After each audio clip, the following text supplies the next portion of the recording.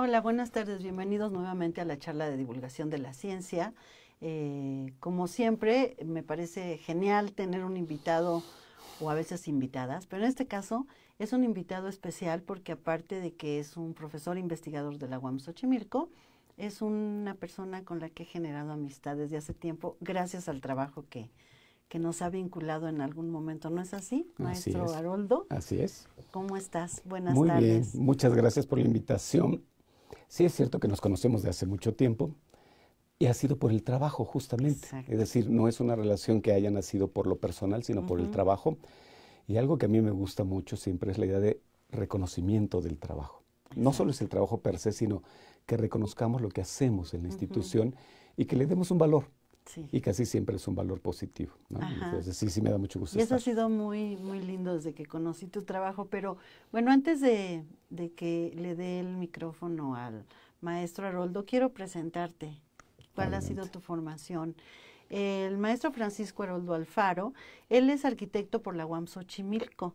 También tiene una maestría en la Escuela Nacional de Conservación, Restauración y Museografía, el ENCRIM, en restauración arquitectónica.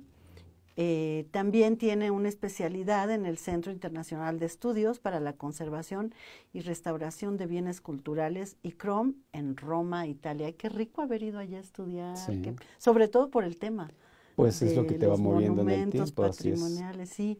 Y también ha sido reconocido con premios como la Medalla de Plata por investigación en la Bienal de Arquitectura Mexicana de la Facultad de La Federación la de Federación Colegios de de Colegios de Arquitectos de la Arquitectos. República Mexicana, sí. ¡Wow! Y el premio Francisco de la Maza, que es muy importante, por investigación en el campo de la conservación del patrimonio urbano y arquitectónico de Lina. Pero además, déjenme decirle que yo lo conocí cuando sacaron su primer libro sobre la reutilización de los espacios cinematográficos, que me cautivó verdaderamente porque hicieron un video, hicieron el libro, ese libro se agotó, ese libro se vendió muchísimo, recibieron un premio, dieron pláticas y a mí me cautivó porque siempre me ha gustado el cine, pero conocer el recinto que en el cual se proyectaban las películas y cómo fueron cambiando y en qué se han transformado a lo largo del tiempo después de que la tecnología cambió estas salas por multisalas o se abandonaron por ver el cine en la casa con las videocaseteras en beta o en VHS. A lo mejor quien nos escucha ya no sabe ni lo que son esos formatos, pero esto hizo que se desplazaran y bueno, la gente reutilizó estos recintos que eran majestuosos y el maestro Haroldo junto con el doctor Ochoa empezaron a hacer una investigación al respecto, pero esto era producto ya de un trabajo previo que Ujú. había hecho sobre restauración y la conservación y la observación de este campo. Pues bienvenido, gracias por aceptar la charla. Yo sé que tienes muchas ocupaciones porque olvidé señalar que recientemente ocupé el cargo de director de la División de Ciencias y Artes para el Diseño aquí en la UAM Xochimilco, lo que implica que sí es un privilegio que hayas podido darnos tiempo para que estemos aquí charlando un rato. Muchas gracias. Muchísimas gracias, Bienvenido. muchas gracias. Oye, Pero, perdón, sí, ¿puedo dime, comentar dime. algo Claro, rápido? claro. Yo creo que después de esta introducción ya podemos pasar a las preguntas. Sí. Ya el tema fue desarrollado plenamente, No, entonces pasemos a las no, bueno, preguntas. lo que te quiero preguntar es, cuando tú entraste a estudiar a la UAM, Xochimilco, ¿cómo es que de repente decides orientarte hacia este campo del patrimonio? Podías haber hecho casas de interés social, podías haber visto arquitectura para hospitales, edificios majestuosos, pero ¿qué pasa en tu transcurrir en la licenciatura para que tú empieces a orientar tu gusto, tu inquietud hacia este ámbito de los monumentos antiguos que se reutilizan? Fíjate que es una cuestión curiosa en todo caso. Bueno, gracias por la invitación. Es una charla que nos debemos desde hace mucho tiempo. Mucho. Se ha venido posponiendo al paso del Sí. tiempo, pero no es ni la primera y espero que no sea la última. Tú hablabas de videos, uno de ellos lo hiciste tú, Hace hicimos una tiempo. entrevista aquí justamente. Ujú. Eh, ¿Cómo es que nos vamos involucrando en estas cosas? Y yo creo que tiene mucho que ver con el interés que generamos con respecto a ciertos temas que paulatinamente van cayendo en nosotros y que van cayendo y nos van dejando un sabor especial, voy a decirlo así, nos van dejando Ujú. un gusto. Y ese gusto tiene que ver un poco con esa perspectiva de, mira, esto no lo he visto. Mira qué interesante es. Y en ese sentido, yo creo que eso pudo haber sucedido o sucedió solo y solo gracias a la UAM Xochimilco. No pudo haber sucedido de otra manera, por una razón muy simple. Soy quizás de las primeras generaciones de esta universidad y de esta unidad. No soy la primera, por fortuna, si no tendría muchas canas. Pero al menos de diseño sí. Pero de diseño de las primeras. Y en ese sentido, uno fue descubriendo un proceso formativo en donde cuando uno es joven elige una licenciatura que estudiar con una expectativa de vida supuesta. Es como una hipótesis de vida, ¿no? Sin embargo, ya en el proceso formativo te vas dando cuenta que hay cosas que a lo mejor no te llenan o que eventualmente hay cosas que descubres como novedosas. Lo que yo descubrí en la universidad, no solo esta idea de el sistema modular, el trabajo en cooperación, la construcción del conocimiento, la necesidad de la investigación y demás, sino que en cada uno de los ejercicios modulares nos vinculábamos con una condición casi siempre tangible, sensible por la realidad, ¿no?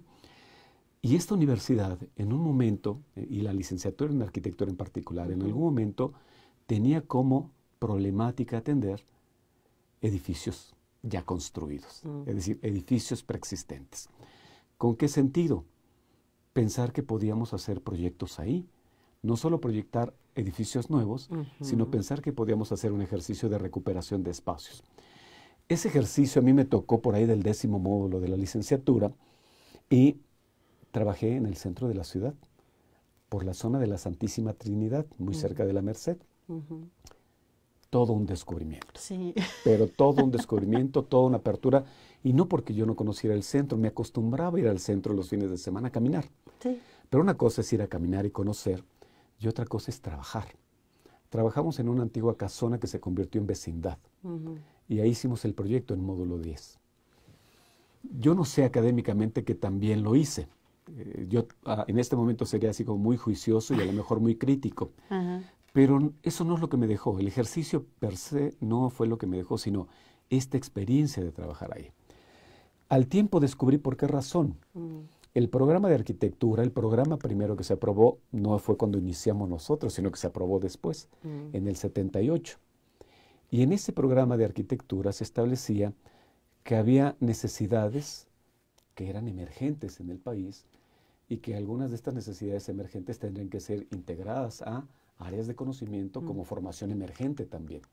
De ahí que se pensó que había que empezar a suponer que la arquitectura del pasado se va acumulando y no siempre tiene un buen destino. Sí. No siempre tiene un buen uso o, en el peor de los casos, desaparece. Sí. Se elimina. Pues al fin ya está vieja, ¿no? Ya está vieja, nadie la cuida, no se atiende. Hay que demolerla porque hay que ser nuevos, hay que ser novedosos, ¿no? Hay que ser modernos. Eso me llamó mucho la atención, pero lo descubrí después porque ninguna licenciatura en México de arquitectura tocaba los temas así como lo hacía la universidad, como lo hacía nuestra universidad. Entonces fue novedoso para nosotros como formación, pero estaba siendo novedoso para la época porque estos temas estaban en el campo de la gente muy especializada y en el mejor de los casos en incipientes cursos de posgrado. Pero que en una licenciatura se tocara, no era común para la época, y esa es la huella que empezó a dejar en nosotros en esas primeras generaciones. Habiendo yo trabajado en el centro y además queriendo el centro de la Ciudad de México como lo quiero, eso para mí fue maravilloso. De tal manera que cuando yo terminé la licenciatura, lo primero que yo pensé es, yo quiero trabajar en eso. O sea, yo quiero trabajar esos temas. Un profesor de esta universidad, de estos profesores que van y vienen porque son temporales, pero tienen cierta capacidad, Javier Villalobos, yo no lo conocía, daba clases en la tarde, un profesor matutino, Rodolfo Santamaría, me dijo, ¿por qué no platicas con él y a ver qué te propones, si estudias, si continúas tus estudios y demás? Y en la plática me dijo, ¿sabes qué? Ahorita conozco a una persona que se está haciendo cargo de un área de monumentos en el estado de Tlaxcala. A lo mejor valdría la pena que vayas a tocarle la puerta y a ver qué sucede. Pues lo primero que pensé es, quiero salirme de la ciudad, así como contente, ¿no? Es decir, contención, no te vayas. Pero la segunda parte fue, pues si eso quieres, ¿no? Eso es lo que quieres. Entonces me fui a Tlaxcala, toqué la puerta, me dijeron qué sabes hacer, le mostré los proyectos que había hecho en esa época con respecto al tema. Y me dijeron, mira, era en diciembre, me acuerdo muy bien, ahorita no podemos resolver nada, pero darte una vuelta en enero. Me di la vuelta en enero y estuve en Tlaxcala 5 años. Uy, y qué bonito. En 5 años, en una dependencia pública, debo decirlo, en una secretaría de obras, en el área de proyectos, justamente. Ahí fue donde empecé y establecí esa relación entre lo que me había interesado, mi proceso de formación en la universidad y ese primer contacto profesional. Ay, qué padre. Oye, ¿quiénes fueron tus maestros aquí aparte de Villalobos? Rodolfo Santamaría, me supongo.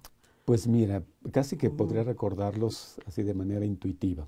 Bueno, del TIT tendría mis dudas. Ubico muy bien a la profesora, pero tendría mis dudas del nombre. En el segundo trimestre estuvo Tere del Pando, fue la coordinadora, TD1. En TD2 regresé con la profesora del TID. Ah, mira, era de diseño. Era de diseño. El cuarto estuve con Clio Capitanacci. Uy. En quinto, con Carlos Marner. Estás hablando de de los fundadores de la división. En sexto estuve con una especie de triada de Horacio Sánchez, pero acompañado sustantivamente de Tania Larrauri, Gladys Sirven, 2 trimestres, 7 y 8. Luego estuve con Pepe Osejo. Uy, el que era director cuando yo entré. Que en aquel momento era coordinador de arquitectura.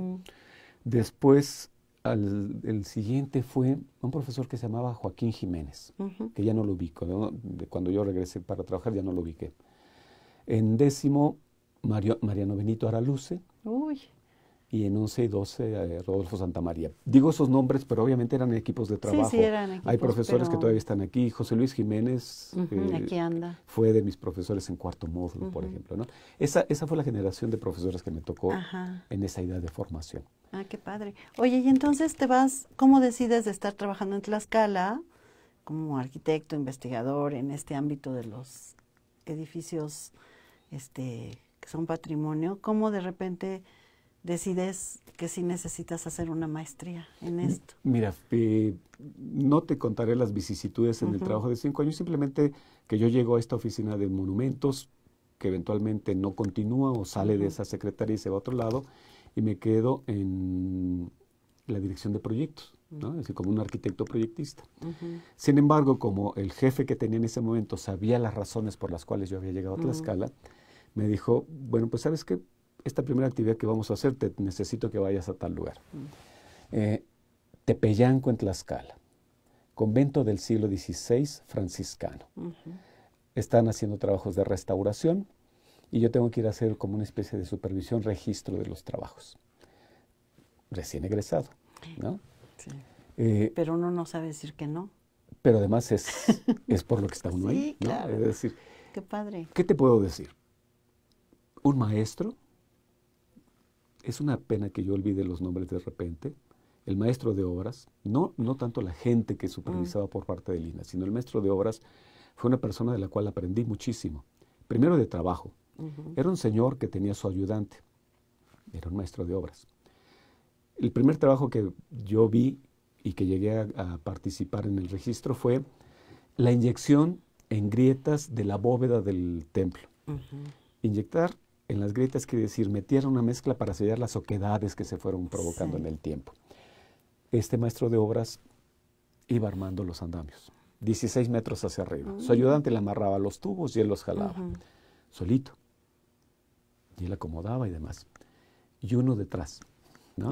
Con la cámara, con alguna libreta y platicando con él y registrando, limpiar la grieta, quitar todo material que sea residuo, sopletearle un poco, empezar a rellenar con rajueleo, un rejunteo, sellar superficialmente dejando los registros. Arriba una tina removedora para que la mezcla fluyera, por gravedad bajaba y iba a llenar. Todo un estudio de intervención en trabajos de supervisión, ¿no? Eso fue, y así como eso se fue derivando a muchos otros proyectos, remodelación de plazas, por ejemplo, en poblaciones del estado, que era muy interesante porque uno hacía el proyecto, pero siendo de la Secretaría de Obras había que ir a hacer la supervisión del proyecto. Nuestros proyectos no eran precisamente proyectos ejecutivos acabados hasta lo último, sino las ideas generales bien elaboradas, geometría, materiales, dimensiones, y en el lugar resolviendo cosas ya puntuales, ¿no? Casas de cultura en viejas casonas, algunos edificios peculiares de recuperación para hacer un archivo histórico, una casona vinculada con meter ahí a la Cámara de Diputados local. Es decir, estos proyectos se van acumulando. Te comento que inclusive termina siendo diseño de una escalera de madera en la zona arqueológica de Cacaxtla, ¿no? Esos eran los trabajos que uno hacía. Entonces, en realidad, el proceso de aprendizaje estaba ahí. Claro. El trabajo cotidiano te daba esa información. Sin embargo, en algún momento pensé que era necesario tener una fundamentación teórica más sólida. Y por eso pensé que tenía que estudiar ya de una manera mucho más detallada y profunda estos temas del patrimonio, su conservación y su restauración. Digamos, ese fue el camino, ¿no? Y te vas a la INCRIM y ahí descubres, ¿ya tenía mucho tiempo la escuela? La maestría debe ser como del 72 más o menos, ¿no? Las primeras generaciones que se estabilizan bajo ese esquema de una escuela, porque además la Escuela de Restauración es un centro de formación que estuvo apoyado desde la UNESCO, que se apoyó a algunos lugares en América Latina y uno de esos lugares fue México. Creo que el otro andaba por Perú, si no mal recuerdo. Y eso significó, de alguna manera, que tenían además un apoyo en ese sentido. Entonces era el INA más estos apoyos. Entonces cuando yo ingreso, ya habían salido algunas generaciones, ¿no? Es decir, si te estoy hablando del 72, yo ingreso a esa maestría en el 89. Entonces ya había pasado tiempo, pero pues te podría decir lo mismo con respecto a los profesores que estuvieron aquí. El día que le hicimos el homenaje a Alberto González Pozo, hice un poco ese recorrido de qué profesores tuvimos ahí, que todos fueron reconocidos. Es decir, Carlos Flores Marini, que es el mexicano que firma la Carta de Venecia en 1964 como mexicano partícipe, ¿no? El propio Salvador Díaz Berrio, Alberto González Pozo. Es decir, gente también que tenía una condición formativa y de experiencia en ámbitos diversos que nutrían ese proceso formativo. Pero un poco lo que me gustaría que no se perdiera es este hilo de, esto viene desde la universidad. Exacto. O sea, nació ahí y uno va buscando estos caminos alternativos. Tú decías o preguntabas hace un rato, bueno, una cuestión es el trabajo, hay que ir a hacerlo, pero otra parte del trabajo es la investigación y la documentación y que de las cosas quede memoria, quede un registro. Y eso me gustó también. Es decir, no solo que se hicieran las cosas, sino que quedaran documentos que permitieran guardar memoria de estos hechos. Algo que se me traspapeló en el material que te traje, era un pequeño catálogo de una intervención en una casa del centro de la ciudad, en la calle de San Ildefonso, que fue justamente porque se hizo cuando yo estaba en Tlaxcala, se hizo como la sede de Tlaxcala en la Ciudad de México. Cierto. Cuando el argumento era el presidente despacha en Los Pinos, la representación estatal está a 2 cuadras de Los Pinos, ¿no? Es decir, se va a acordar cosas, el representante o el gobernador o gobernadora en el caso, tiene pues dónde tenía llegar. Se hizo una memoria de esto, ¿no? Entonces, eso me pareció importante, que no solo se hicieran las cosas, sino que fueran quedando documentos que guardaran esa memoria. Así como la memoria que queda en los edificios que una vez hicieron y que te cuentan algo de la historia del lugar, ¿no? Porque en ese sentido yo descubrí algo, no digo que yo fundamente teóricamente esto como mío, pero la reutilización, que es un poco del tema que yo propuse, creo que tiene por lo menos 3 énfasis o 3 ejes fundamentales que no deberíamos perder de vista. Primero, todos los espacios construidos tienen una vocación social. Se hicieron por algo y sirven para algo. Entonces, la vocación social del espacio arquitectónico, pero no solo, también del urbano, tiene una razón de ser desde el ámbito social. Hay un valor económico. Una construcción tiene un valor económico que podemos ayudar a que permanezca en el tiempo si hacemos intervenciones que los hagan que sobrevivan en el tiempo. Pero también se han insertado otras cuestiones como, y esto tiene que ver con la sostenibilidad. Sí, que no porque la idea de la huella ecológica o el asunto de demoler para volver a construir impacta más al planeta que utilizar lo que ya está construido, ¿no? Claro. Entonces, esos ejes mueven mucho el concepto de la reutilización, más allá de el valor cultural por historia que puedan tener. Claro. Oye, y después, a mí me gustó mucho como señalaba esto de los cines, que por cierto aquí tenemos la revista Clio, que salió después del multipremiado libro, que es de Espacios Distantes Aún Vivos. Es un libro que por cierto se acaba de reeditar y tiene su versión, su parte en inglés.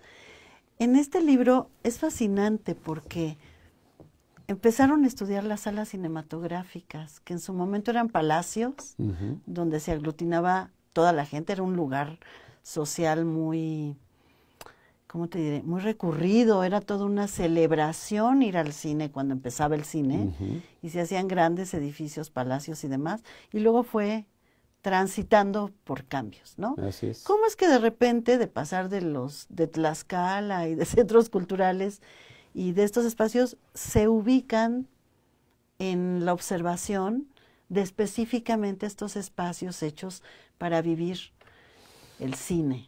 ¿En qué Fíjate momento? que hay circunstancias casi de coyuntura en ocasiones y de coincidencias también, ¿no? Si, digamos, te traje algunas publicaciones, vas a descubrir algo, más allá de los temas, vas a descubrir algo que quiero yo resaltar.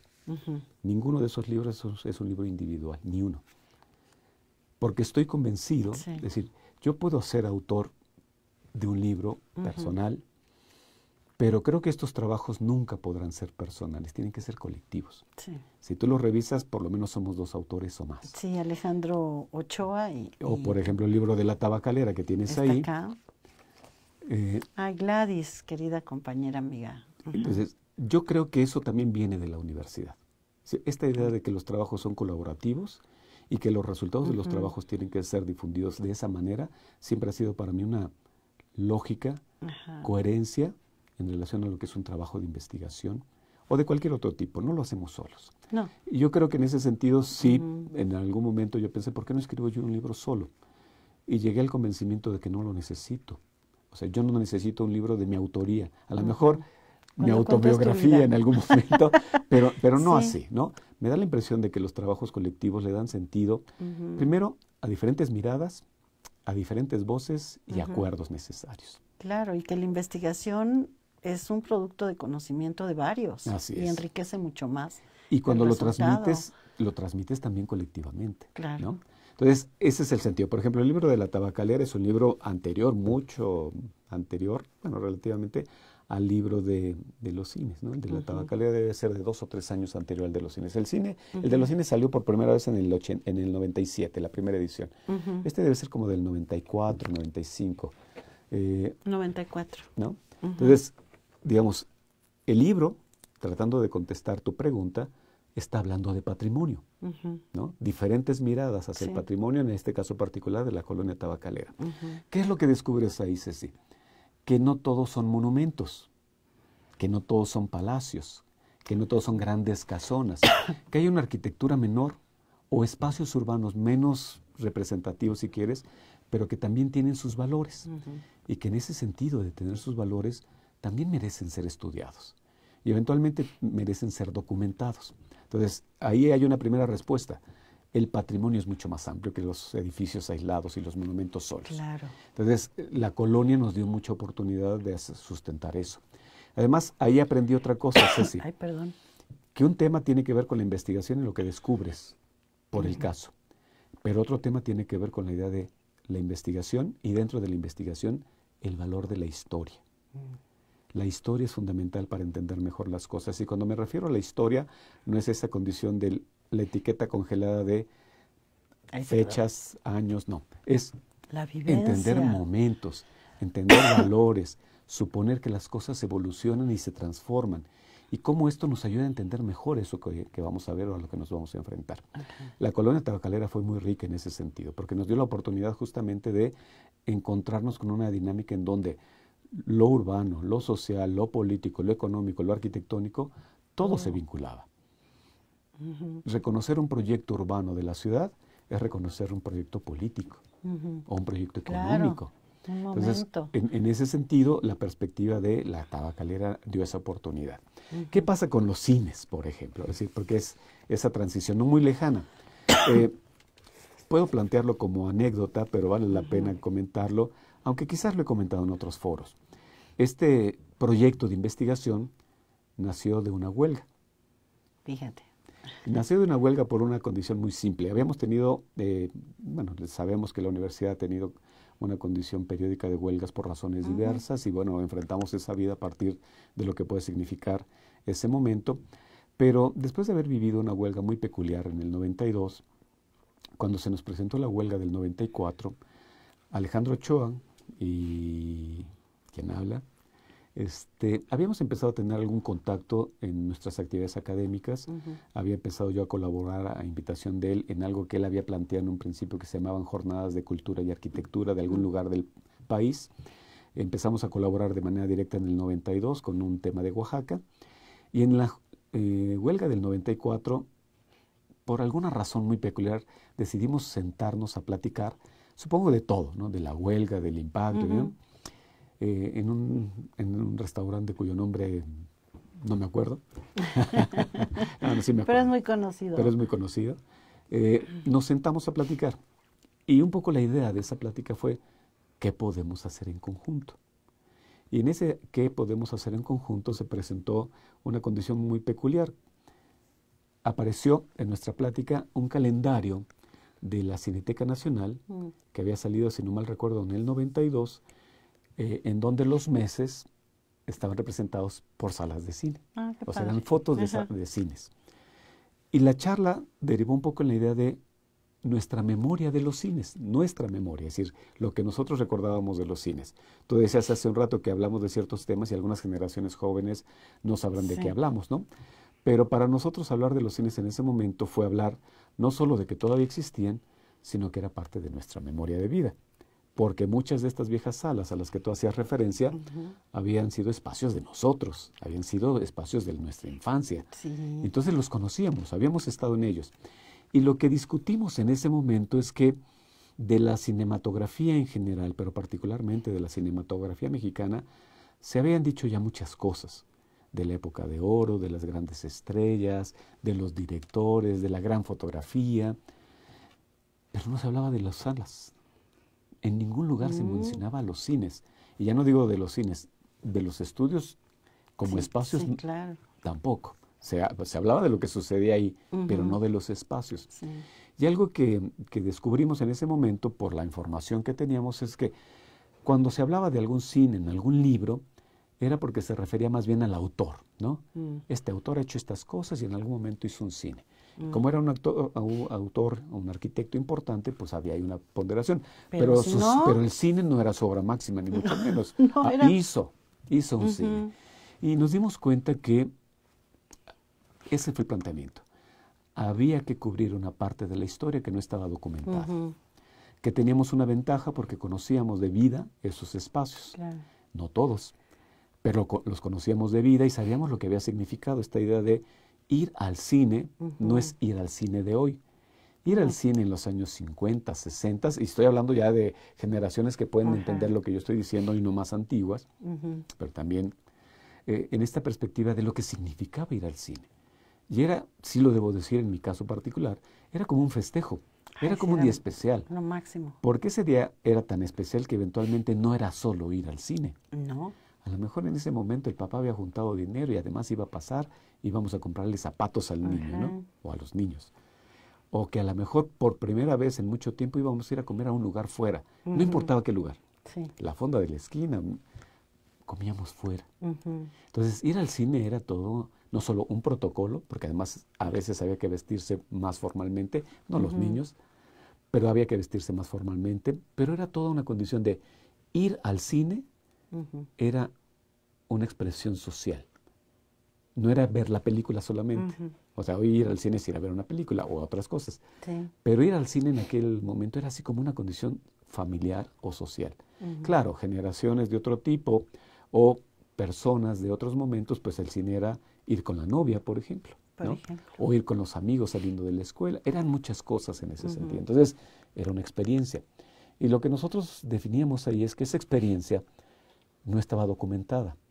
Y que la mejor manera de documentarla no es desde el hecho social, sino desde el hecho espacial, era hablar de los edificios. Y entonces nos pusimos en una búsqueda ardua de la historia de los edificios, y como lo que te decía hace un rato es cierto, como historia no encontrábamos nada. Pero podíamos encontrar historias de los lugares. Y me refiero a los lugares urbanos o arquitectónicos, o los lugares de encuentro, ¿no? Entonces, eso nos empezó a ayudar a darle sentido. Hablamos desde la perspectiva de los arquitectos, porque esa fue nuestra intención, Sí. pero descubrimos una cosa, que como arquitectos podíamos hablar de la arquitectura, pero a partir de que le poníamos una narrativa, mucha gente se identificaba. Sí, sí. Ese fue el impacto de la primera edición del libro, porque el libro traía textos que tenían que ver con la investigación, la documentación, pero además traía fotos. Sí, no fue Y evocador. entonces las fotos fueron como una especie de moción, de movimiento al recuerdo, a la memoria de tanta gente, que finalmente a lo mejor leía entre líneas lo que nosotros habíamos escrito, pero la imagen le decía más. Exacto. La foto le decía más. Recordaban cuando, que iban con el abuelito y cuando vieron por primera vez el cine o cuando se daba en las calles. Fue Todo, como... todo. Entonces, no voy a decir que no esperábamos un impacto, pero en realidad nuestro impacto o la perspectiva del trabajo era documentar, pero no era quedarnos en una especie de historia sino promover que el carácter de estos espacios pudiera permanecer y se interviniera para reutilizarlos. Claro. Es decir, que no se demolieran. De hecho, un capítulo del libro lo dedicamos a en qué podemos usar estos espacios. Y la condición fundamental es, entendemos que probablemente como cines ya no funcionan, ¿no? Signo de los tiempos. Sí. Pero pueden funcionar para otras cosas. Busquemos qué alternativas tenemos para que funcionen. Y ahí empezamos un poco a ponderar que sea social, Sí. que las actividades sean de encuentro social, que resuelvan algunas necesidades de equipamientos en la ciudad.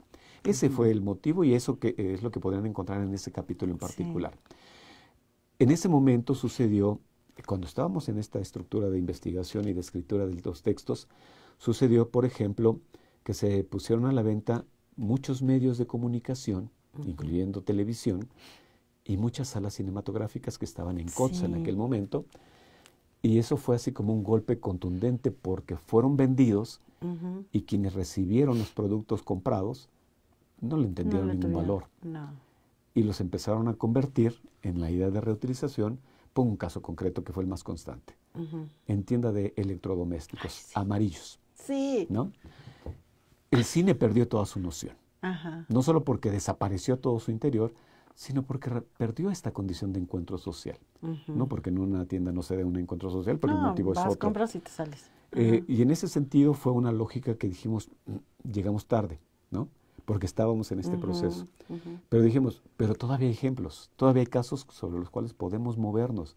El primer cine así sólido, el cine Olimpia, todavía está ahí. Están los grandes edificios que hablabas tú como palacios, el cine ópera, ¿no? Sí, ay, qué cosa Había más los cines modernos como el París o el Latino, el Chapultepec, el Diana. Chapultepec, y paulatinamente los vimos desaparecer. Sí, es que eran gigantescos, qué cosa más bella. 2,000, 3,000, Manacar. 4,000, 5,000, 6,000. El Florida tenía 7,200 butacas. Digamos, un universo ahí, una ciudad que había. Era ¿no? Una ciudad sí. pequeña que había allá adentro. Ajá. Eran espacios generosos en ese sentido, pero justamente su generosidad de época fue un elemento negativo para su permanencia. Muy grandes. Sí. Mantenerlos muy difícil. La asistencia al Llenarlos. cine era compleja. Algunos de ellos empezaron a subdividirse. 2 salas, 3 salas, 5 salas, 7 salas, metiendo cualquier cosa para tener la posibilidad de sacar provecho del gran espacio. Tuvieron un periodo de vida más o menos hasta que llegó el impacto de las multisalas, así como multisalas, los complejos multiplex, ¿no? Cinemark fue el primero, pero a partir de ahí muchos. Ya había habido complejos multiplex. Seguramente tú te recuerdas, en Plaza Universidad estaban los multicinemas. El Dorado 70 y los multicinemas. Ahí fui a la secundaria a ver la Guerra de las Galaxias. ya había un poco ese concepto, ¿cierto? Entonces, pero aquí ya fue una condición de mercadotecnia impresionante y las salas ya no pudieron confrontarse con eso, ¿no? No había forma de retar un proceso de ese tipo. Algunas salas trataron de mantenerlo, vale la pena decir que algunas todavía sobreviven ahí. El Cine Río. El Cine Teresa el todavía Cine está. Venus, ¿no? ¿Ya no? Aún el cine, bueno, Venus Río, Savoy, que tienen esto que se llama películas 3X. Sí. Esas películas 3X Pecaminosas. tienen un impacto en ciertos sectores sociales que hace que se mantenga la asistencia a esas salas. Pero es como una asistencia clandestina, más o menos. Sí, no ¿no? se anuncian mucho. ¿No? Pero los cines que eran más de esa estructura digamos, más universal y programaciones más diversas, no subsistieron. Me decías del Teresa, sí, la fachada del Teresa ahí está. Allí está. Pero fue demolido todo su interior Ajá. e hicieron una plaza comercial. Fíjate, yo en dejaron el la primer crujía. Sí, yo en el 83 fui al Cine Teresa a ver El Exorcista. Ya se había estrenado muchos años antes, pero yo no tenía el valor para verla. Cuando ya estaba en la universidad muy empoderada, dije, tengo que ir a ver El Exorcista, que pasan en el Cine Teresa. Todavía no estaba con estas programaciones clandestinas. Pero el Teresa tuvo ese vaivén en realidad. No duró mucho con ese esquema. Yo supongo que fue, porque además era un cine muy peculiar. Era un cine de propiedad familiar. No era una cadena, era un cine de propiedad familiar. Entonces buscaban un poco la manera de sobrevivir. Claro. Encontraron este nicho, pero luego también lo fueron cambiando, ¿no? Sí, fue una condición que se fue dando. Pero eso fue lo que empezó a suceder con las salas. Entonces, este libro, en su tercera edición, con una condición del texto en inglés que lo acompaña, pues es como un último grito del cisne, ¿no? Es decir, a ver qué hacemos con lo que nos queda, porque desafortunadamente mucho se perdió. Yo a veces lo decía en broma, pero cada vez lo digo más en serio. Pero esto, más que una especie de estudio de tipología arquitectónica, es un estudio de necrología, ¿no? Es decir, los muertos están ahí. Los muertos están ahí. Los muertos que gozaban de buena vida están aquí. Oye, pero cierro esa parte, esa idea, ¿no? Es decir, no quiero que se quede con esta condición negra. Pero sirve para documentar. Sí, claro. Sirvió para documentar, para guardar memoria, justamente. El proyecto de investigación fue muy demandante. Tuvimos que reconocer a la ciudad, tuvimos que caminarla, tuvimos que fotografiarla, tuvimos que ir a hemerotecas, bibliotecas, a veces contactar algunos archivos personales, a la mejor familia de alguno de los autores. Fue un trabajo muy intenso de investigación. Y de muchos años. Pues empezamos en el 94 y el libro salió en el 97. Ahí fueron primero 3 años, ¿no?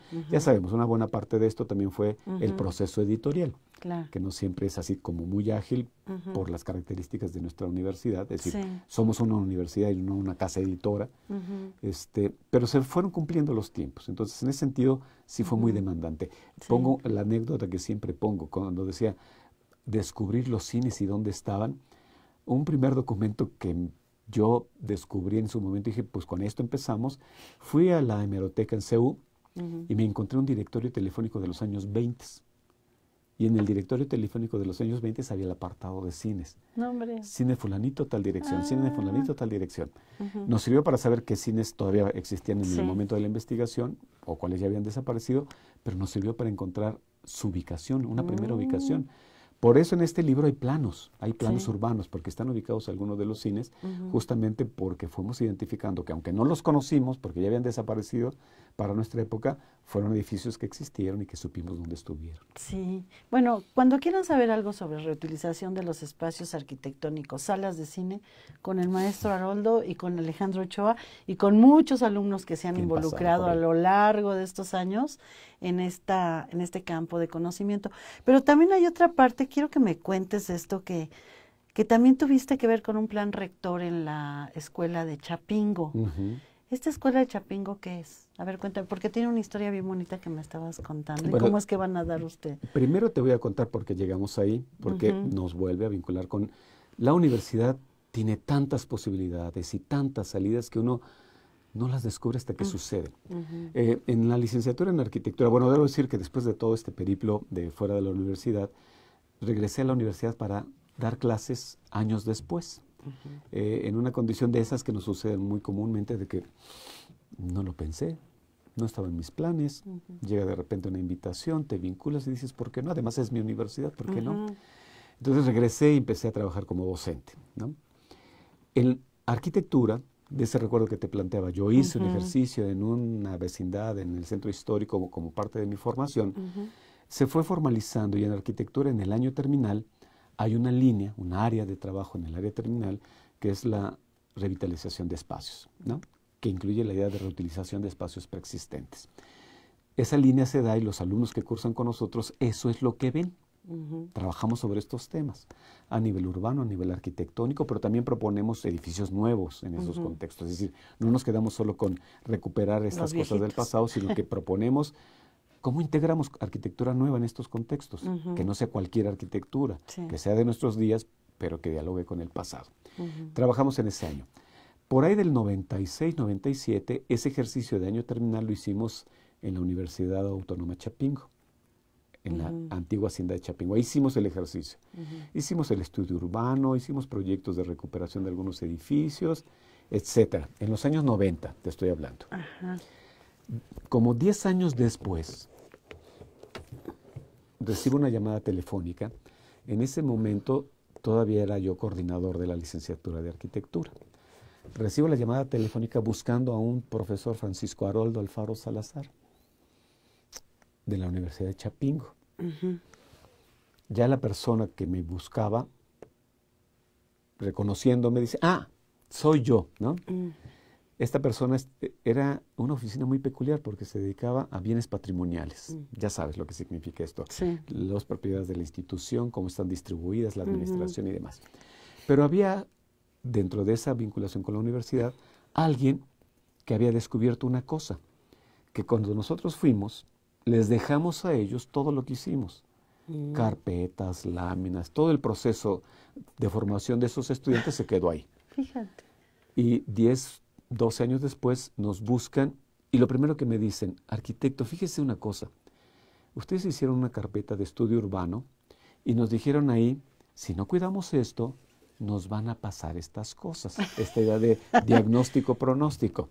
Han pasado 10 años. Y créame que no lo queríamos creer, pero lo que ustedes nos dijeron que iba a pasar, pasó.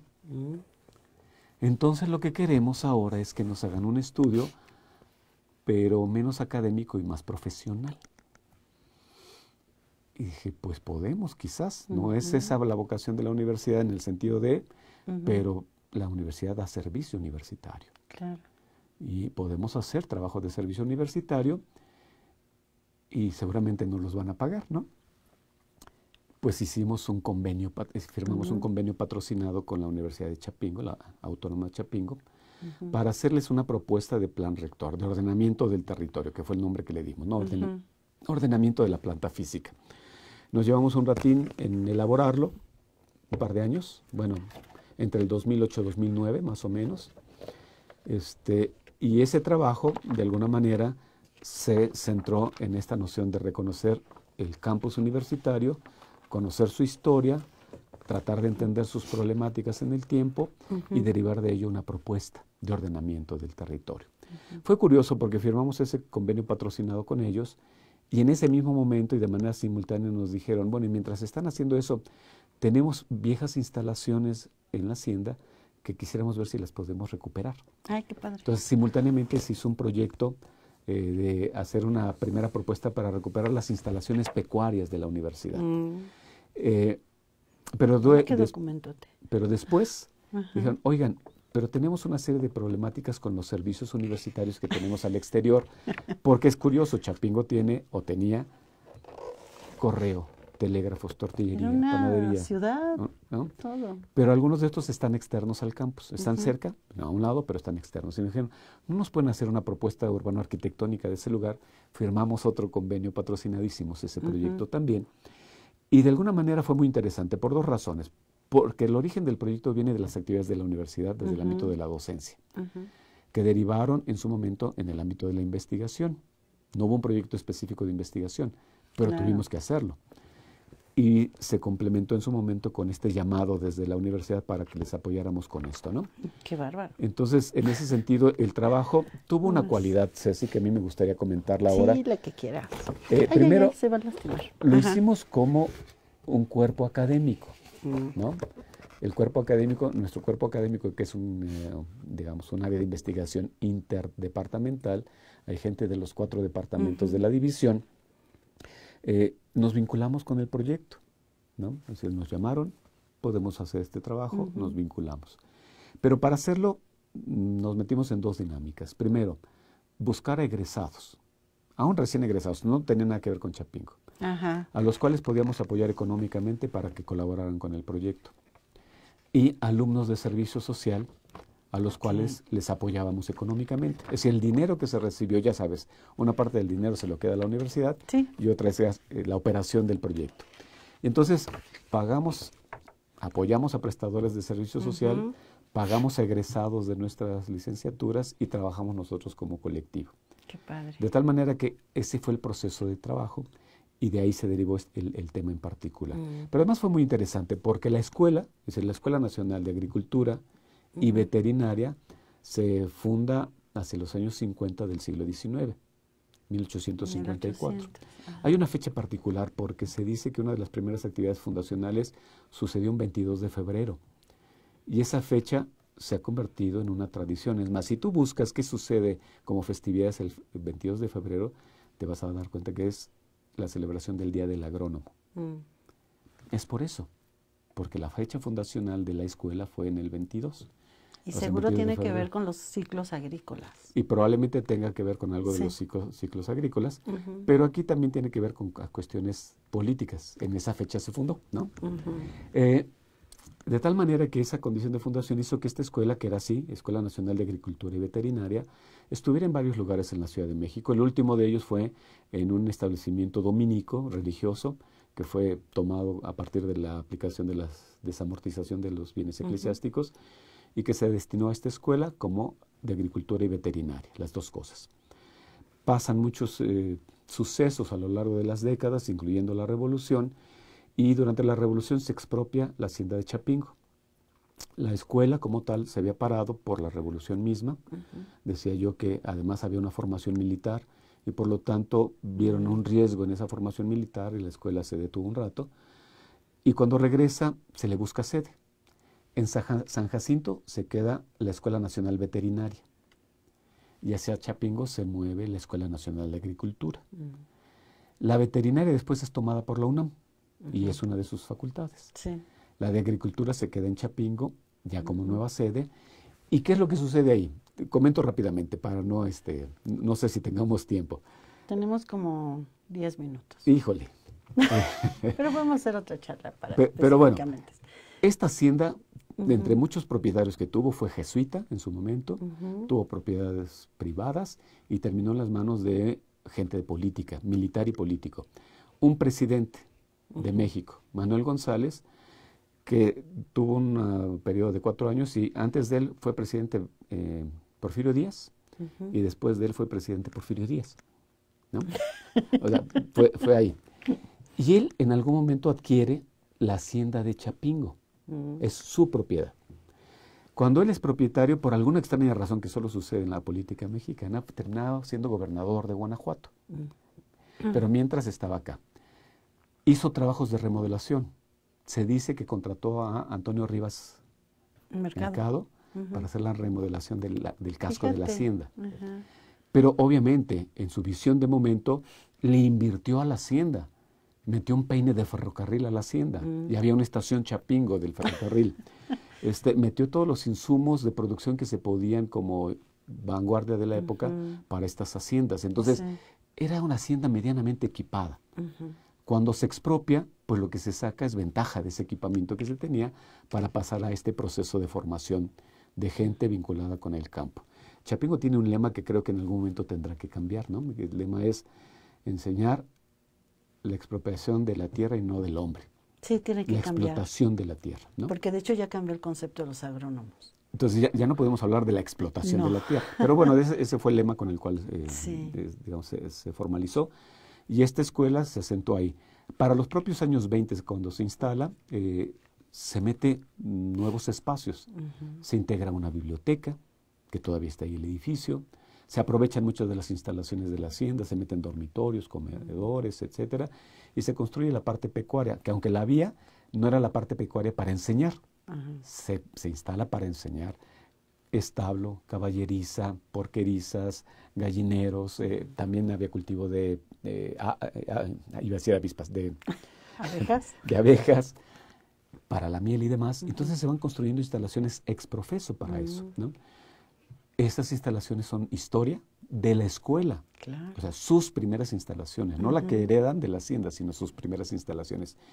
Recientemente hicimos un proyecto para proponer la recuperación de lo que nos resta ahorita, que es el establo y la caballeriza, ¿no? Si tú me preguntas, ¿todo esto se ha hecho? Lamento decir que no. Pero ya depende de la Están los proyectos. Y entonces, de nuevo, lo que comentaba hace un rato, si nuestros procesos de docencia, de investigación, de servicio universitario se vinculan con la preservación y difusión de la cultura, esto funciona como tal. Claro. Entonces los documentos existen. A lo mejor dentro de 20 años buscan otra vez al arquitecto y le dicen, oiga, ¿se acuerda del proyecto de ordenamiento? Ahí quedó. No lo hicimos, pero a lo mejor sucede. Pero va a suceder porque quedó documentado, ¿no? Entonces, esta idea de reutilizar el patrimonio nos mete en muchas variables. Reitero, esos 3 ejes. Tiene un valor social de ocupación, de utilización. Tiene un valor económico porque son metros cuadrados construidos. Tiene un impacto en conservar el medio ambiente. ¿Por qué negarnos la oportunidad de que esto suceda? Pero además, si formamos profesionales que entiendan eso cuando salen de la universidad y se enfrenten a estas realidades profesionales, sepan cómo deben actuar. Exacto. ¿No? Que reconozcan estos elementos. Entonces, se juntan estas cosas en un tema no como todo este. es construir cosas nuevas. No, yo diría que no es, digamos, es imposible contener eso, pero es mejor contenerlo a lo que es eminentemente necesario y aprovechar lo que ya está construido. Claro, y ante toda esta necesidad de lo sustentable, lo ecológico, viene muy al caso. Toda esta idea del desarrollo sostenible nos toca en ese tema, nos toca de manera clara. ¿Sabes qué me encantó? Bueno, todo me encanta de la investigación que has hecho.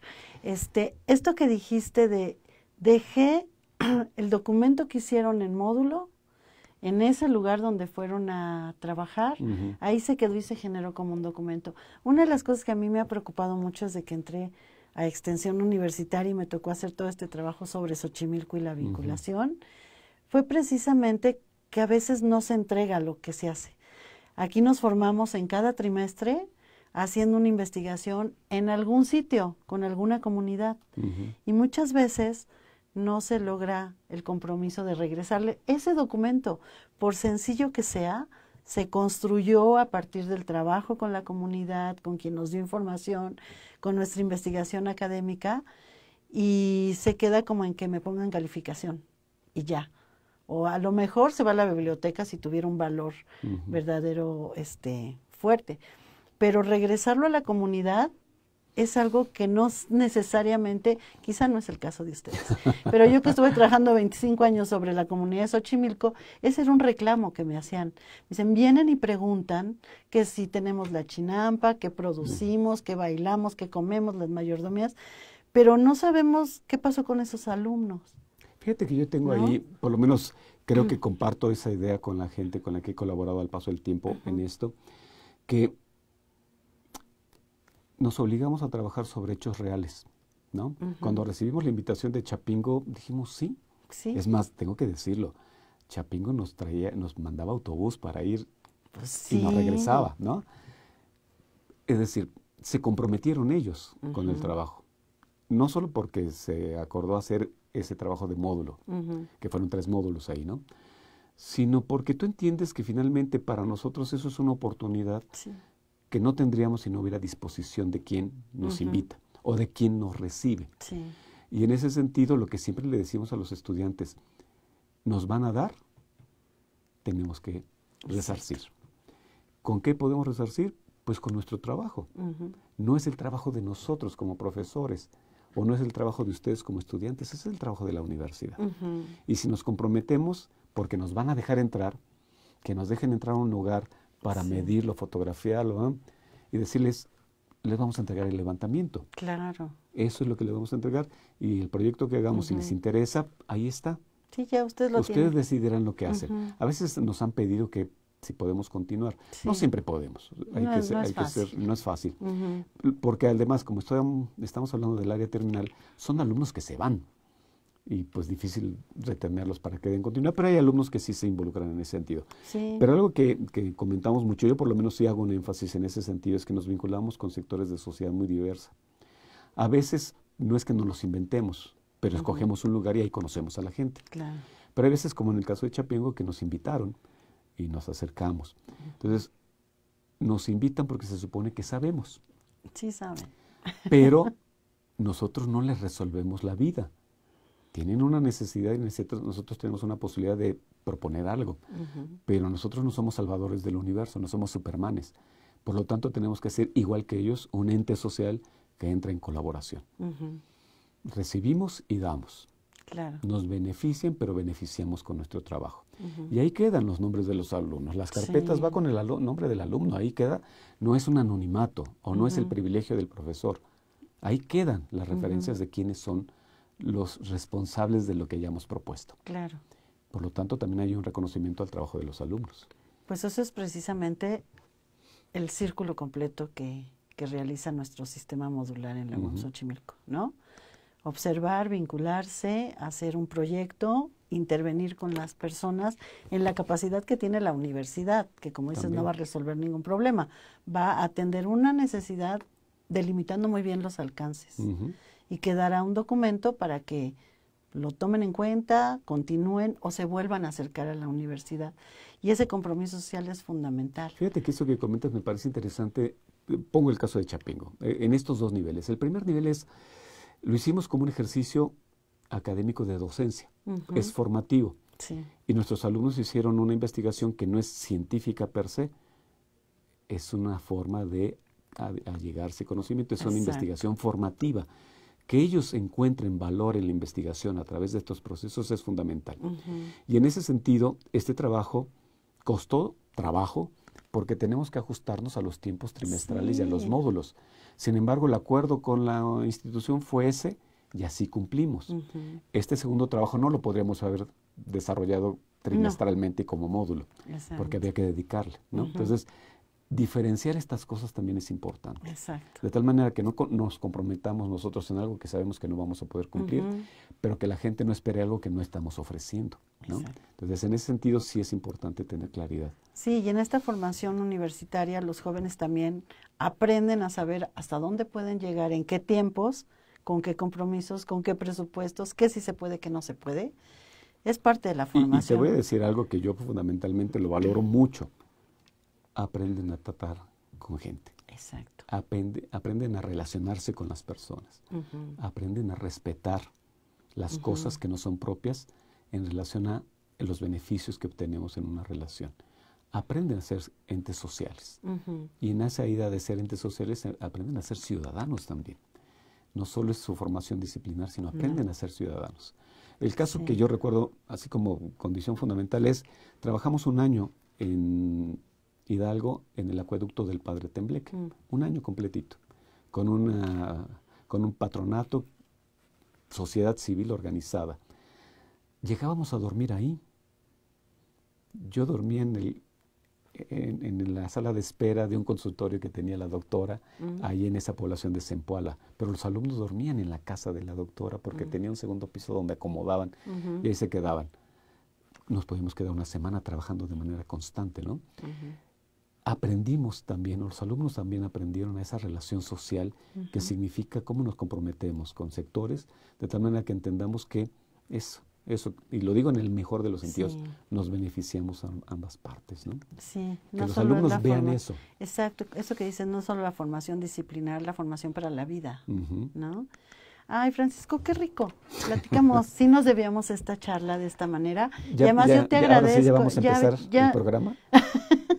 No, yo te agradezco la confianza que ya ves hace tanto tiempo que pudimos hacer la exposición sobre los cines y que hicimos unos ciclos de cines donde el protagonista era el cine. El cine, ¿te recuerdas? La sala de cine fue hermosísima. Y eso yo quiero repetirlo. Sí, hay que hacerlo porque pusimos la del Majestic, Cinema Paradiso, la de Woody Allen, de La Rosa Púrpura del Cairo. Fue una experiencia muy linda, volvamos a hacerla. Yo creo que vale la pena. Sí, nos comprometemos. Bueno, nos vamos a tener que despedir, pero bueno, ya conocieron a nuestro investigador.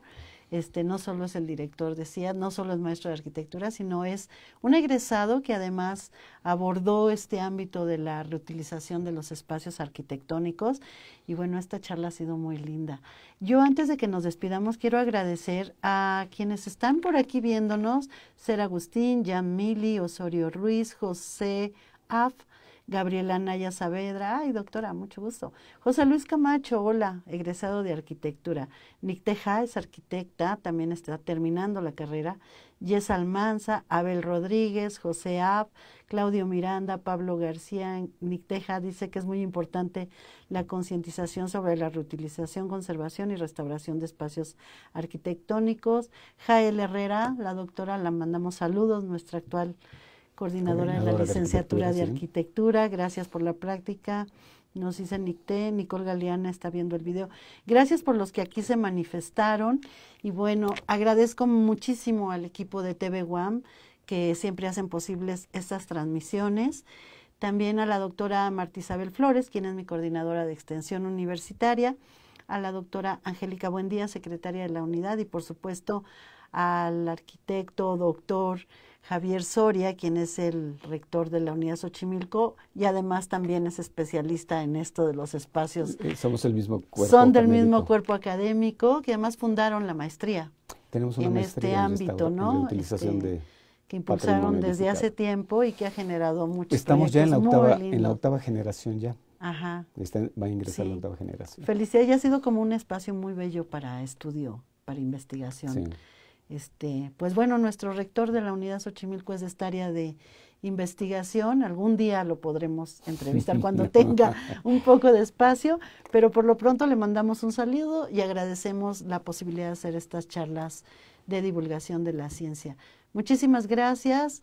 Nos vemos pronto, el martes, los espero. Vamos a tener un conversatorio sobre la crisis del sistema hídrico en México, especialmente en la Ciudad de México, con una conferencia magistral de la doctora Vera Candiani, que está en la Universidad de Princeton. Estará el doctor Barkin y el doctor Oscar Monroy, que forman parte de esta red de académicos que estudian la problemática del agua en toda la UAM. Entonces, un ciclo de 3 charlas alrededor de la crisis hídrica, que es un tema muy importante. Seguro que lo es. Sí, pues los espero el próximo martes a las 2 de la tarde y aquí nos vemos. Gracias, síganos y pónganos algún comentario en el video por si quieren hacer una pregunta. Se la hacemos llegar al doctor con todo gusto. Dice Gaby Anaya que felicidades y que invitado de lujo tuve. Sí, mira. Gracias Gaby, un saludo. Pues nos vemos pronto. Buenas tardes. Gracias. Buena tarde.